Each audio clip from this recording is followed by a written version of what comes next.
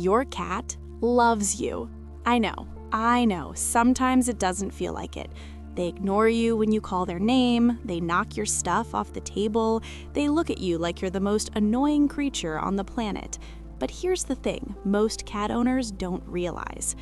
Your cat has been saying, "I love you," this entire time, every single day, in ways that are so subtle, so quiet, that most people miss them completely.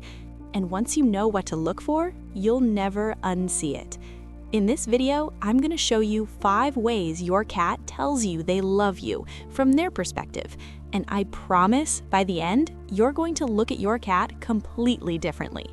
Let's start with the most beautiful one. Sign number 1, the slow blink. If your cat has ever looked at you and slowly, gently closed their eyes, like this long, lazy blink, that's not them being sleepy. That's not them being bored. That is the single most powerful way a cat says, "I love you." Let me explain why this is so special. In the animal world, closing your eyes in front of another creature is an act of extreme trust. Think about it. A cat's survival instincts are always on. Their eyes are their first line of defense. Every fiber of their being tells them to stay alert, stay watchful, stay ready. So when your cat looks at you and deliberately closes their eyes, they're saying, "I feel so safe with you that I'm willing to let my guard down completely." From your cat's perspective, it's like whispering, "You're my safe place." And here's the beautiful part. You can say it back. Next time your cat slow blinks at you, try doing it right back. Look at them softly, then slowly close your eyes for about 2 seconds and open them again, and watch what happens. Most cats will slow blink right back. It's like a conversation, a silent little exchange that means, "I love you too." Researchers at the University of Sussex actually studied this in 2020.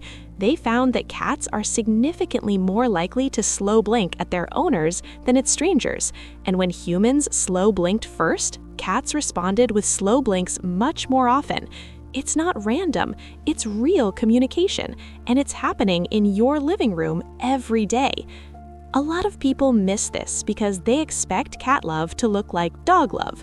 Big, obvious, in your face. But cats are more like that quiet friend who shows up when you really need them. The love is there, it's just whispered, not shouted. Sign number 2, the head bump, or as cat lovers call it, bunting. You know that thing where your cat walks up to you and just bonks their forehead into your face, your chin, your hand? Maybe they rub the side of their head against your leg. Most people think it's just a cat being weird, or maybe itchy. But from your cat's perspective, this is one of the most intimate things they can do. Here's what's actually happening. Cats have scent glands all along the sides of their head, around their cheeks, their chin, and their forehead. When they press their face against you, they're literally leaving their scent on you, marking you. And I know marking sounds kind of territorial and possessive, but through your cat's eyes, it's actually the opposite. Gentler.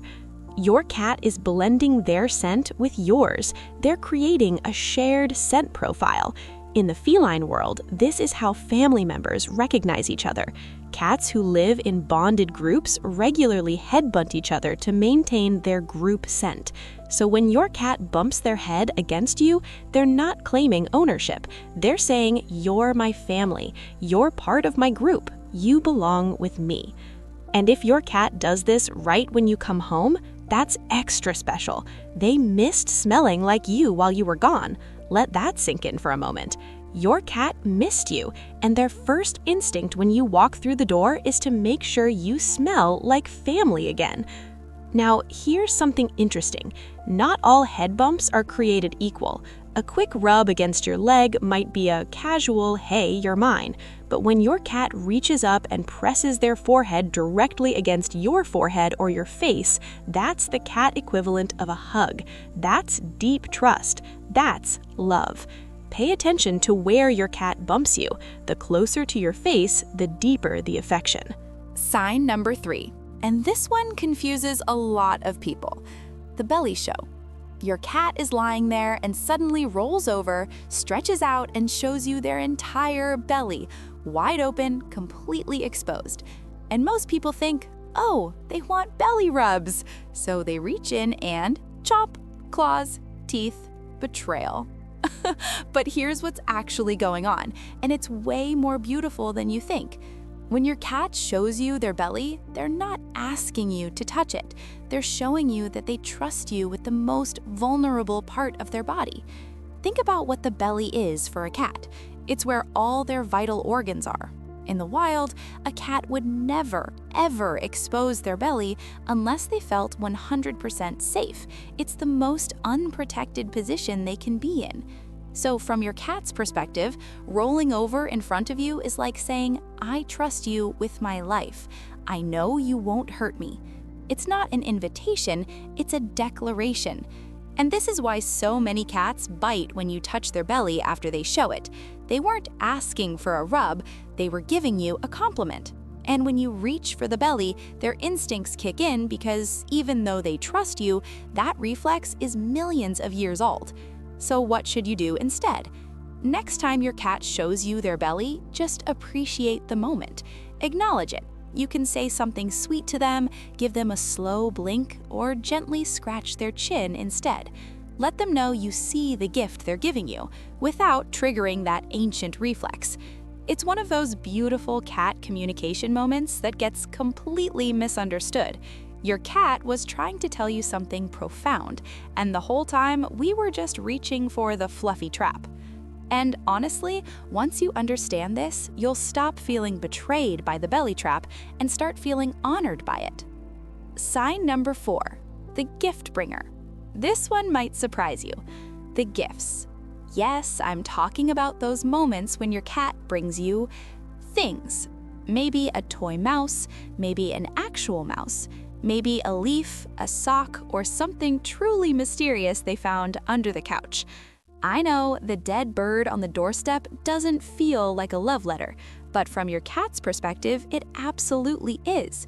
Here's the thing. In the wild, cats are solitary hunters. They don't share food. They don't bring back catches for just anyone. The only time a cat brings food to another cat is when a mother cat feeds her kittens. Let that settle in. When your cat brings you a gift, they're treating you the way a mother cat treats her babies. They're saying, I care about you so much that I want to provide for you. I want to make sure you're fed. Some researchers believe it goes even further. Some cats may think that you, your human, are a terrible hunter. You never bring home any mice, you never catch anything, and so they're trying to teach you, or at least supplement your diet. It's equal parts hilarious and touching. Your cat looks at you and thinks, this big, clumsy creature can't hunt, I'd better help. And even if your indoor cat brings you toy mice or random objects instead of real prey, the impulse is the same. They're sharing something with you. They're choosing you as the one they want to give to. So the next time your cat drops something at your feet and looks up at you with that proud expression, thank them. Even if it's a dead bug, especially if it's a dead bug, because that bug was caught with love. All right, quick pause before we get to sign number 5, which is my absolute favorite. If you're enjoying learning about your cat's secret language, I want to recommend something that completely changed how I understand my cat. It's a book called Cat Daddy by Jackson Galaxy. He breaks down cat psychology in a way that just clicks. Link is in the description. And if you really want to strengthen the bond with your cat, Feliway Friends diffusers use calming pheromones that can actually help your cat feel safer and more affectionate around you. For the dedicated cat parents, I also linked a gorgeous cat tree because nothing says I love you back to your cat quite like giving them their own kingdom. All the links are in the description. No pressure, just sharing what's helped me. Okay, now sign number 5. And honestly, this one might make you cry. The follow. You know how your cat follows you around the house? You go to the kitchen, they're there. You go to the bathroom, they're sitting outside the door. You settle on the couch, and within minutes, they appear somewhere nearby. A lot of people joke about this. My cat's so nosy. My cat's a little stalker. They just want food. But from your cat's perspective, this behavior means something incredibly deep. Cats are territorial animals. Their world revolves around their territory, the places they feel safe. And in your home, your cat has mapped out every corner, every room, every surface. But here's what most people don't realize. For your cat, you are part of that territory. Not like a piece of furniture, but like the center of it. You're the reason the territory feels safe. When your cat follows you from room to room, they're not being nosy. They're not just waiting for food. They're choosing to be near you because you are their safe place. You are the thing that makes their world feel okay. Think about what that means. In a house full of cozy spots, warm beds, sunny windows, and hiding places, your cat keeps choosing to be wherever you are. That's not coincidence, that's love. And if your cat sits near you but not on you, that's still love. Cats show affection through proximity. Just being in the same room is their way of saying, I want to be close to you. I choose you. So the next time your cat follows you to the kitchen at 2 a.m. just because you got up for a glass of water, know this. They didn't want water, they didn't want food, they just didn't want to be in a room without you. That's what love looks like from a cat's point of view. Here's the thing about cats. They love differently than we do. They'll never run to the door and jump all over you. They'll never fetch your slippers or learn to say your name. But they'll slow blink at you across the room. They'll press their forehead against yours. They'll show you their belly, the most vulnerable part of themselves. They'll bring you gifts, even as those gifts are a little unconventional. And they'll follow you through every room just to be near you. And once you learn to see these things, something shifts.